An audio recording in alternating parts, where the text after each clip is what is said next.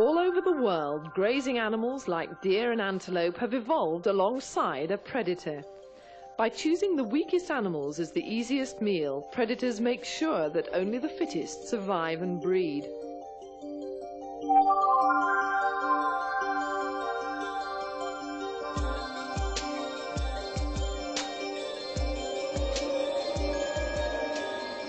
The deer's principal predator is the wolf.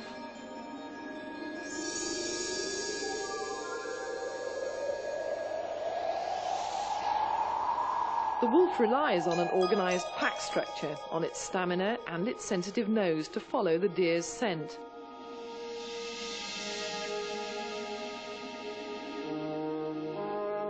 The deer have their own defense strategy. In open areas, they form large herds, which confuses their pursuers. In wooded country, they're expert at blending into the background.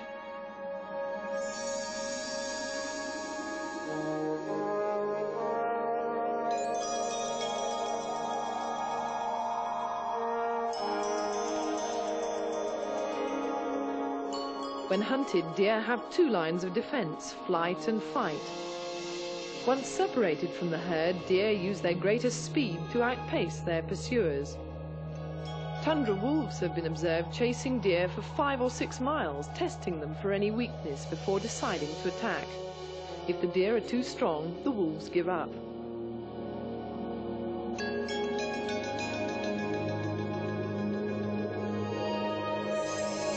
A hunted deer will defend itself with its formidable antlers and sharp hooves. In other words, fight.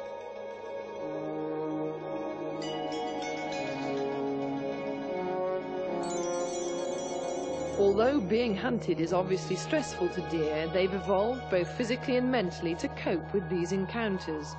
For them, it's the most natural thing in the world. In Britain, the wolf was wiped out 3 centuries ago.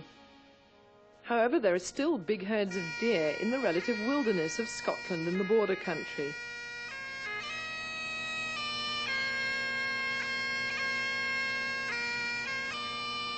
Here, with no predator to keep the numbers down, the red deer, our largest surviving wild mammal, can breed almost unchecked. Once the available food's been eaten, starvation and disease follow. Now, the Worldwide Fund for Nature wants tens of thousands of deer culled to keep the herds healthy.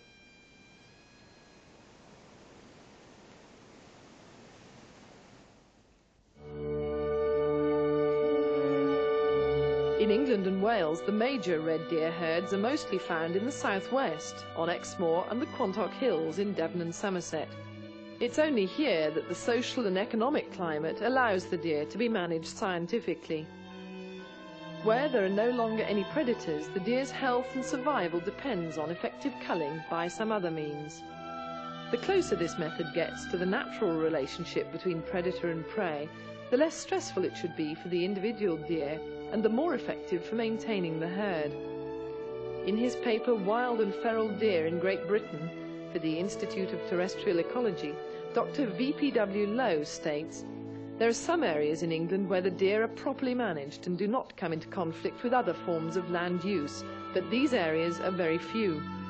Dr. Lowe defines good management as one under which all components should be so well integrated and adjusted that none comes into conflict with any other.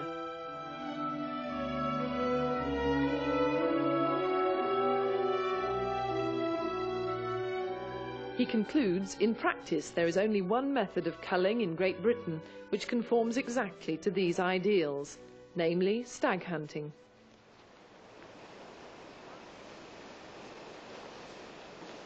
There are only 3 packs of staghounds left, the Devon and Somerset, the Tiverton and the Quantock. Hounds are cousins of the wolf and still live and hunt successfully as a pack, continuing the age-old relationship between wolf and deer.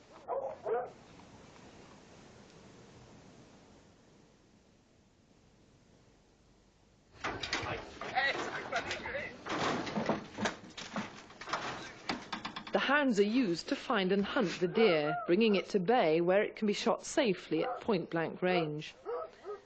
Apart from their regular hunting days, staghounds are usually called out over 100 times a year to track down, corner and humanely kill deer which have been wounded by shooting or injured in road accidents.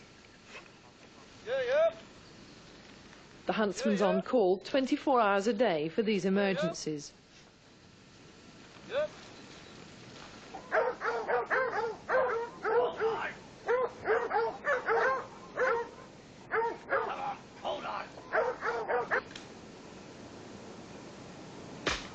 Reports of unfortunate beasts like this one with a severed leg often come from deer experts, farmers, police or the public. Sadly, the numbers of deer found in this condition are on the increase. Here, the hunt's work is absolutely vital to the deer's welfare.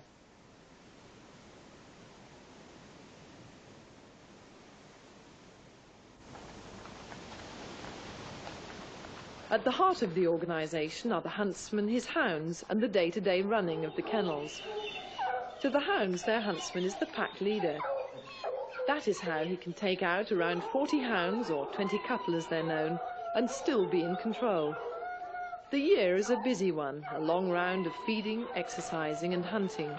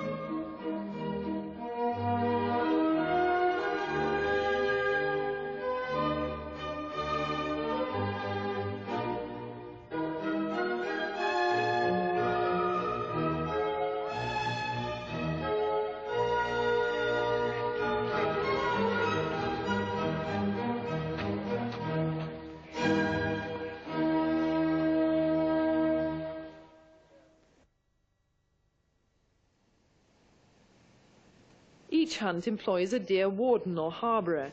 He monitors the deer herd and decides which deer need to be culled, carefully choosing only the old, weak or injured.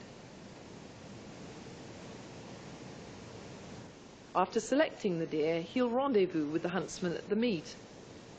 It's now that all the work behind the scenes pays off. He describes the animal and its whereabouts to the huntsman.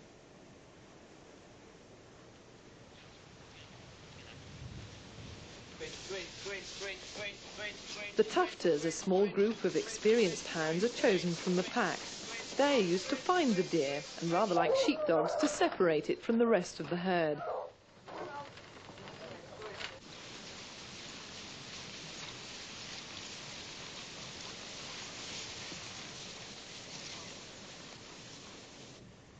The huntsman directs or casts his hounds through the cover until they find the selected deer. And it's here that the skill and experience of the tufters and their pack leader, the huntsman, are put to the test.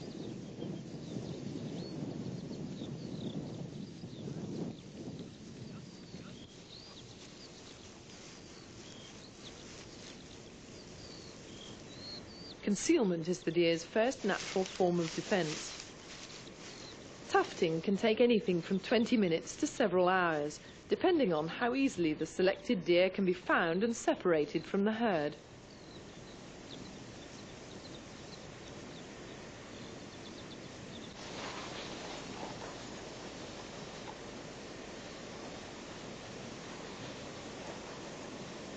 Deer instinctively use many tricks and dodges to elude the hounds, and it's this that provides the real fascination of hunting for those who follow. It's also where the bond between the huntsman and his hounds really shows. Other deer in the area don't feel threatened and will usually just watch.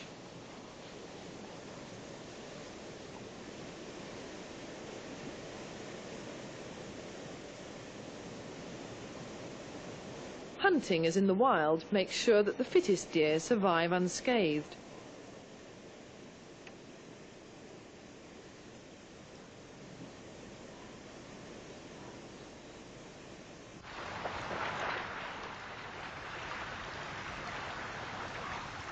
When a hunted deer comes to bay, just like its ancestors when faced with wolves, it often takes advantage of water.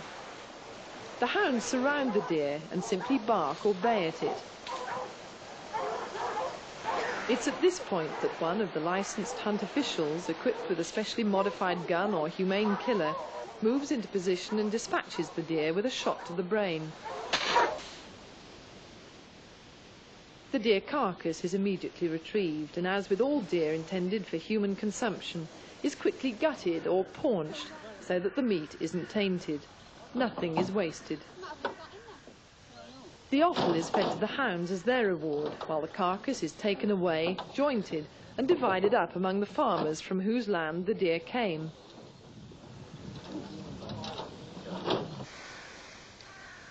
Exmoor's patchwork of small farms means that if deer numbers build up in one place, they can virtually put a small farmer out of business.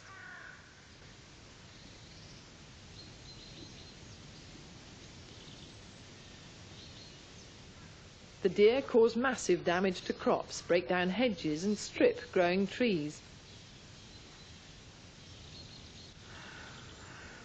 Hunting disperses the deer and keeps them on the move.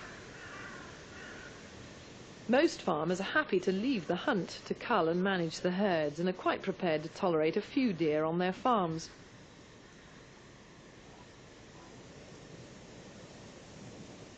Many farmers like to watch the deer and look on them as a community resource, sharing the advantages and disadvantages they bring.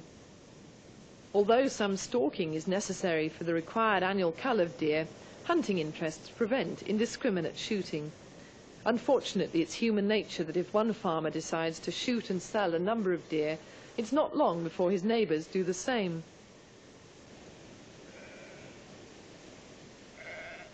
Hunting keeps the deer wild, yet they don't see man as an enemy as they do in stalking areas. The deer's relationship is with the hounds, not the people or the horses.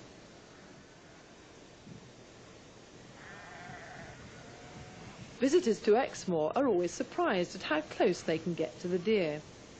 This would soon change if there was stalking on the open moor. Using high-powered rifles in such a popular area would be extremely dangerous. Many people don't understand the natural relationship that exists between the hounds and the deer, and they see the whole paraphernalia of the hunt in human terms.